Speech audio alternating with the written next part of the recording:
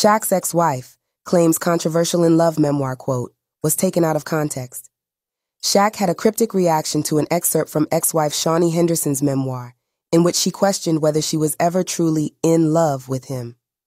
However, on Friday, Henderson cleared the air over the quote to people, saying it was taken out of context. In her book, Undefeated: Changing the Rules and Winning on My Own Terms, that was released on May 7th, she wrote, "Looking back, I don't know that I was ever really in love with the man. The relationship that started in the late 1990s saw the couple tie the knot in 2002, and they share 4 kids together: Sharif, Amira, Shakir, and Mayara. My book is my truth, and when I was talking to my friend yesterday, I was like, developing an opinion and a comment from content with no context will show you a lot of people's intelligence and unintelligence, right?" she said. There was no context to just that one quote that I said, and I think that sadly, people are taking my words out of context.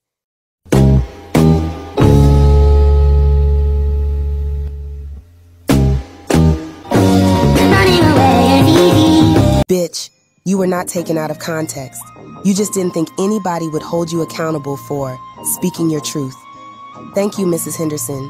Or maybe we should call you and your husband the Bootleg O'Neill family, because the both of you are still eating off the man's, and I use that loosely name, half his fortune after a lifetime grift, and you're still profiting off his name. What a shame. Did you spend it all, Shaunie? You took half of his shit and told the world Shaq was a dusty. Did you tell the world that you brought your personal trainer, Pookie side dude, a house? A whole fucking house, and none of us should be surprised after finding that shit out because you're mid at your absolute best, with hair, makeup, and nails on your ex-husband's dime. Everything you have came from that man, Mrs. Henderson O'Neill, so no, you were not taken out of context. You just couldn't read the room. What's that like? For the first time since your divorce, you're relevant again, and for all the wrong reasons. But hey, on the surface, you're in rarefied air again, along with Aisha Curry, Gabrielle Union, Keke Palmer, and the godmother of mess, Jada Pinkett Smith. Take a bow ho when you walk across that stage. There won't be any clapping from the audience, only jeers. Thanks, Mrs. Henderson O'Neill.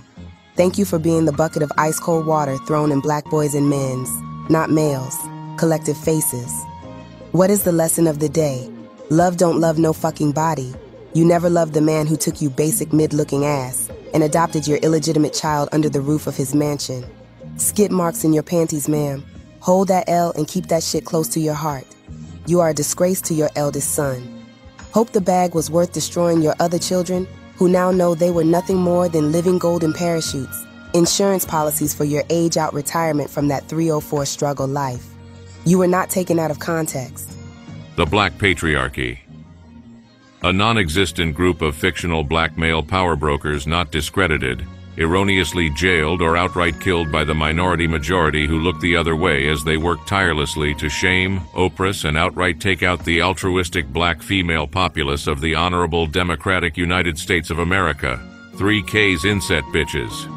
These evil wealthy members of the Black Patriarchy are the sole reason for all the ills of the black community, walking, talking, holding down jobs, and doing everything up to and including giving their very lives in service to their baby mamas and baby's motherfucking kids.